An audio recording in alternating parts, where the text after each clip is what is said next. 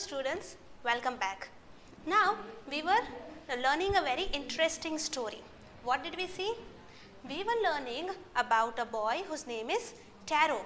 He was very kind, very helpful, very hardworking, and his only wish was to fulfill all his parents' wishes. Now one day we saw that his father was feeling very cold, and he said that he wished that he had just one cup of sake. So Taro decided to work very hard and earn enough money that he would be able to buy sake for his father. Now next day students, we saw that in the forest magically there was a waterfall which gave sake instead of water.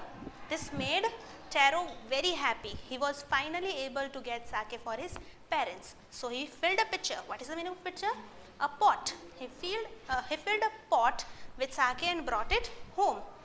Now that evening students, a lady came to their house. The lady was their neighbor, and Taro's father offered a cup of sake to her, and then Taro told her about the magical waterfall in the forest. And what did that lady do? She went out and told everybody in the village about this magical waterfall. Now let us see what happens next. That evening there was a long procession of visitors to the woodcutter's house. Now slowly and steadily, as everybody came to know about this magical waterfall, everybody from their neighborhood started coming to Taro's house to ask millions of questions. Each man heard the story of the waterfall and took a sip of the sake. In less than an hour, the pitcher was empty. So when everybody came one by one, they took a drop and tasted to make sure that Taro was telling the truth. And in only 1 hour, the whole pot was empty. Next morning, Taro started for work even earlier than the morning before. So next morning, Taro woke up even more earlier. He carried with him the largest pitcher he owned, for he intended first of all to go to the waterfall. So next morning, he woke up earlier than usual, went to the forest, and today he took even bigger pot. Why? Because he wanted to bring as much sake as possible back home, and he decided that first he will go to that waterfall and then do his job for the day. When he reached it, he found to his great surprise all his neighbors were there. So when he reached the place where there was waterfall, he was very surprised to see that all his neighbors were already there over there. Okay. They were carrying pitchers, jars, buckets, anything they could find to hold the magic sake. So these neighbors, they were not only there empty-handed. They had brought jars and pitchers and buckets and everything that they could fill the sake in. Then one villager knelt and held his mouth under the waterfall to drink. Then one of the villagers sat down. Knelt means sat on his knees. Why? Because he wanted to taste that sake. He drank again and then shouted angrily, "Water! Nothing but water!" Others also tried, but there was no sake, only cold water.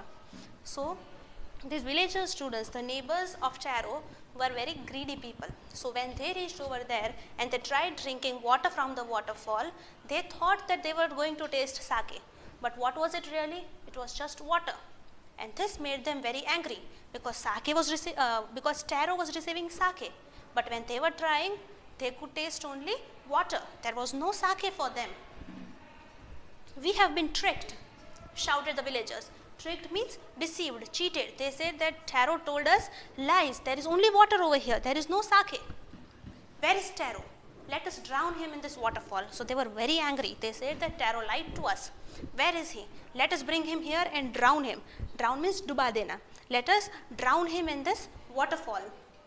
But Taro had been wise enough to slip behind a rock when he saw how things were going. He was nowhere to be found. But now Taro was also very intelligent. He was very wise. He knew that now the villagers were going to get angry because they were not able to taste the sake. They were getting only water. So he had hid behind a rock so that the villagers were not able to find him. Muttering their anger and disappointment, the villagers left the place one by one.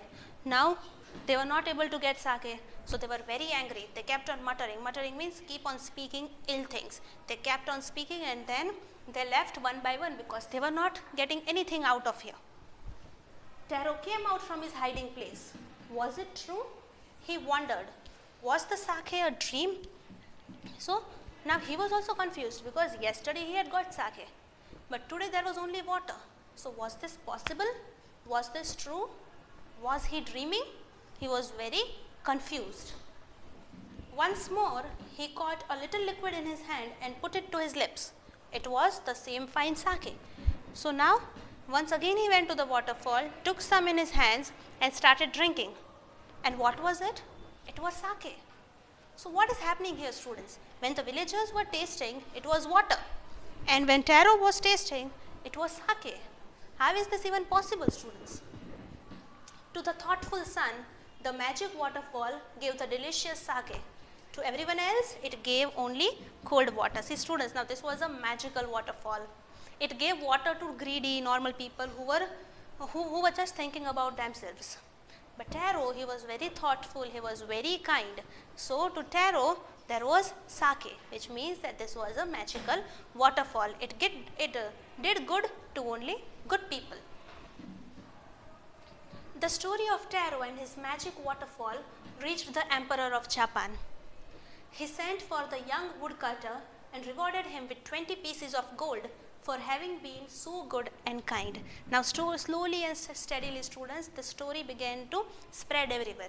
And finally, the Emperor of Japan came to know about this man called Taro, who was so kind, so generous, so thoughtful, that he had seen a magical waterfall from where instead of water he was getting sake. Then he named the most beautiful fountain in the city after Taro. So he named a fountain after Taro.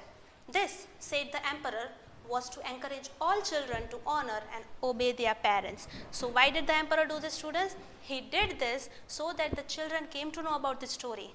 They learn how important it is to respect, to obey, to take care of their parents. Now see, students, this is a legend. This is a story which is famous all over Japan. This is a Japanese story. And the Emperor of Japan named a fountain after Taro to motivate the children, to teach them how important it is to look after your parents, to take care of your parents, to fulfill their wishes, to obey them. Right? So this was a small lesson that the emperor wanted to teach the children of his country. Right? So this is the story about Taro's reward. So what was the reward that Taro was getting for being kind and generous and thoughtful? He was able to fulfill his parents' wish, right? And in addition to this, he was also able to get this delicious sake so that his parents' wishes are fulfilled. I hope you like this story, students. Now, I will see you in the next lecture with even more interesting stories. Till then, bye-bye.